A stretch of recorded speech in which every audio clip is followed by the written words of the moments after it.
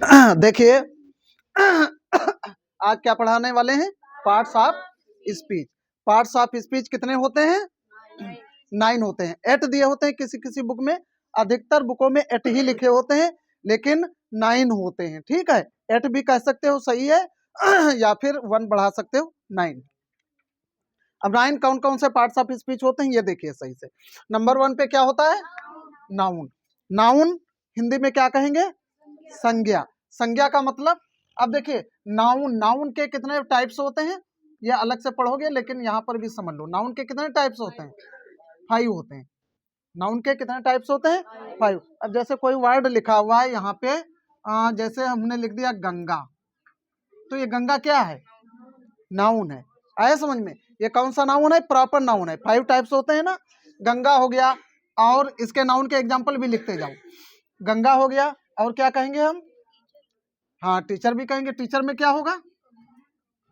Teacher common noun. और जैसे chair, chair क्या हो गया? मटेरियल नाउन हो गया। ठीक, और मिल्क मटेरियल नाउन होगा। इसके अलावा बताइए और क्या होगा? फट से बताओ। ऑनेस्टी आ जाएगा। हाँ, ऑनेस्टी। ऑनेस्टी का मतलब ईमानदारी, ये एब्स्ट्रैक्ट नाउन होगा। इसके अलावा बंच हो जाएगा। बंच मीन्स हाँ, गुच्छा। ठीक, नाउन कौन सा होगा इसमें? Collective noun. ये 5 टाइप्स हो गए: proper noun, common noun, material noun, abstract noun and collective noun. Understand? ये सभी का 1 एग्जांपल हमने लिख दिया। आ गया समझ में? नंबर 2 पे आओ। नंबर 2 पे क्या है? प्रोनाउन। प्रोनाउन को हिंदी में क्या कहते हैं? सर्वनाम। अब ये सर्वनाम का मतलब ही, सी, इट, दे, देयर, ये सब क्या है? सर्वनाम है। We, our, us, personal pronoun, first person, second person, third person, ये सब क्या होता है? प्रोनाउन होते हैं। आया समझ में? ठीक से समझते चलो, हम पूछेंगे और सुनेंगे तब बीटिंग होगी।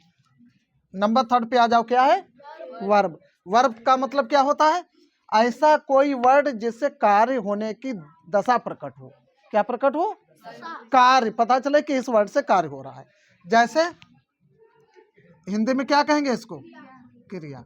क्या होता है? जैसे गो। गो क्या हो गया? जाना। गो मीन्स जाना। तो गो वर्ड क्या है? वर्ब है। क्या है? वर्ब। इसी तरीके से कम या राइट, राइट मीन्स लिखना, या फिर लर्न सीखना, पढ़ना, ये सब क्या है? कैसे वर्ड है? वर्ब है। एडवर्ब। एडवर्ब का मतलब विशेषण, क्रिया विशेषण। क्या कहेंगे इसको? क्रिया विशेषण। इसका क्या मतलब हुआ?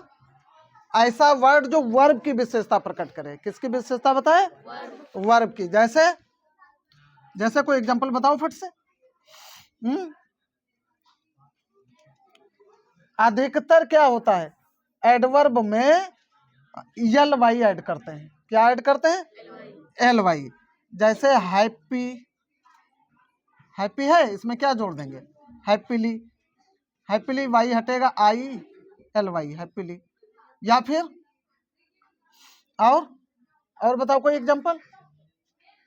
हैप्पीली हो गया, और कावर्डली, कावर्डली हो गया, और करेक्टली, करेक्ट होता है,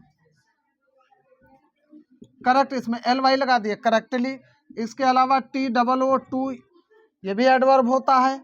आल्सो, आल्सो भी एडवर्ब होता है। ये सब क्या है? एडवर्ब है। ठीक, अब आ जाओ एडजेक्टिव। एडजेक्टिव ऐसा वर्ड जो, एडजेक्टिव किसे कहते हैं? ऐसा वर्ड जो संज्ञा या सर्वनाम की विशेषता प्रकट करे, संज्ञा या सर्वनाम की विशेषता बताए। जैसे गुड, वेल,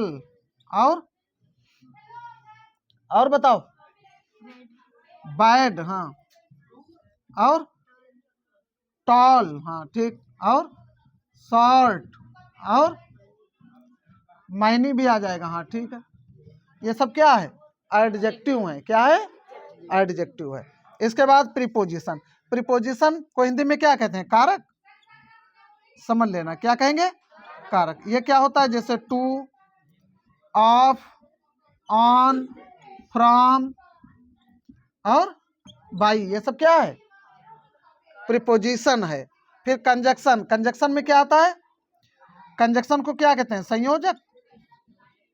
संयोजक क्या कहेंगे हिंदी में? संयोजक। इसमें जैसे एंड आता है, क्या आता है? एंड, बट और आल्दो। Aldous means